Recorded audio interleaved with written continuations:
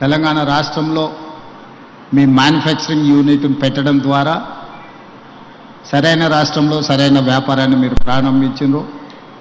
ఈరోజు తెలంగాణ రాష్ట్రము పెట్టుబడులను ఆకర్షించే దిశగా తెలంగాణ రాష్ట్రం దేశంలోనే ఒక వ్యాపార కేంద్రంగా హైదరాబాద్ నగరాన్ని తీర్చిదిద్దాలని ఈరోజు మన ప్రభుత్వం ప్రయత్నం చేస్తున్నది. అందులో భాగంగానే ముఖ్యంగా ఈ మహేశ్వరం ఈ ప్రాంతాన్ని 4వ నగరంగా భారత్ ఫ్యూచర్ సిటీ ప్రణాళికలతో ముందుకొస్తున్నాం. ఒకప్పుడు కులీ కుతుబ్ షాయిలు హైదరాబాద్ నగరాన్ని నిర్మిస్తే, ఆ తర్వాత నిజాం నవాబులు హైదరాబాద్ సికింద్రాబాద్ని నిర్మిస్తే, ఆ తర్వాత చంద్రబాబు నాయుడు రాజశేఖర్ రెడ్డి గారు సైబరాబాద్ని 3వ నగరాన్ని నిర్మించారు. ఇప్పుడు కాంగ్రెస్ ప్రభుత్వం 4వ నగరాన్ని భారత్ ఫ్యూచర్ సిటీని ఈరోజు ప్రపంచానికి అందించబోతుంది. ఆ భారత్ ఫ్యూచర్ సిటీ మహేశ్వరం శాసనసభ నియోజకవర్గ పరిధిలో ఉన్నది. 30,000 ఎకరాలతోని ప్రపంచంలోనే అధునాతనమైన నగరాన్ని ఇక్కడ నిర్మించడం ద్వారా ప్రపంచ దేశాలతో పోటీ పడే విధంగా చాలామంది మిత్రులు హైదరాబాద్ బెంగళూరుతో, ఢిల్లీతో, ముంబైతో, చెన్నైతో పోటీ పడాలి అని వివిధ సందర్భాలలో ప్రస్తావిస్తుంటారు. కానీ పెట్టుబడుల కోసం ప్రపంచ నగరాలను సందర్శించినప్పుడు New York, Tokyo, Japan, Singapore, South Korea లాంటి నగరాలను, దేశాలను పర్యటించినప్పుడు హైదరాబాదు నగరం ప్రపంచంతోనే పోటీ పడగలుగుతుంది.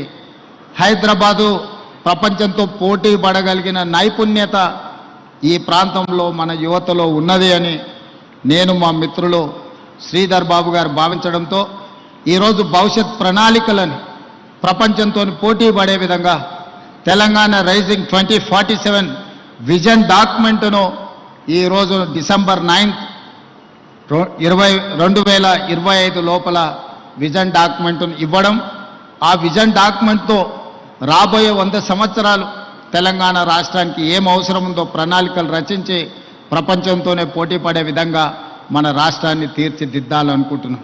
అందుకు ప్రధానమైన కేంద్రం ఈ మహేశ్వరం శాసనసభ నియోజకవర్గ పరిధిలో ముచ్చర్ల, బాగరకంచ ఈ ప్రాంతంలో ఒక గొప్ప నగరాన్ని నిర్మించడానికి ఈరోజు మనం ప్రణాళికలు సిద్ధం చేస్తున్నాం.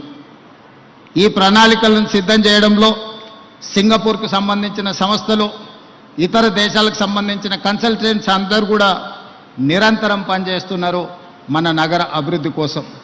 ఈరోజు దేశంలో ఐటీ అంటే హైదరాబాద్, ఫార్మా అంటే హైదరాబాద్, బల్క్ డ్రగ్స్లో 35% production in India from Hyderabad. So we are legends in pharma, we are legends in IT, now we are legends in gold. Why? Because Malabar gold and diamond manufacturing unit has been established in my Maheshwaram and Hyderabad, Telangana.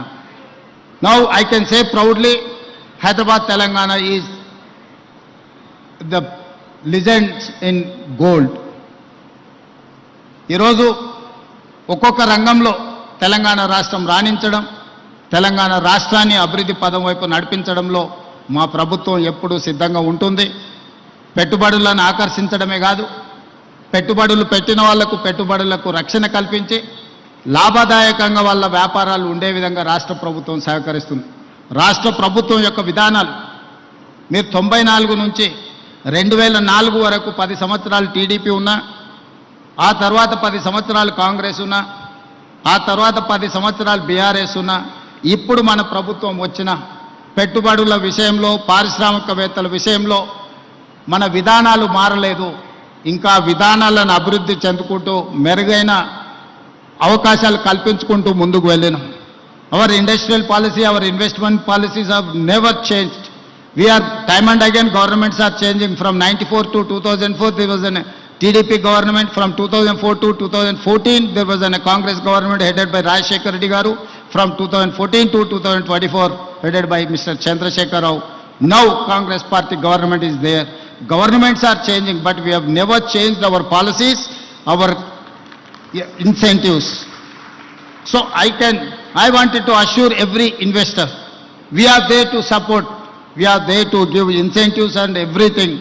You can come and you invest, you can do your business. Telangana means business, Telangana means profit. Come and invest in Telangana. We are there to support. I wanted to once again congratulate Malabar team. Thank you. Thank you so much, sir, for all your valuable and inspirational words.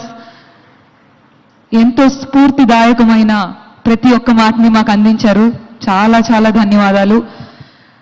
Now it's time to hear from the Vice Chairperson of the Malabar Group, whose vision and leadership has been instrumental in the group's global expansion.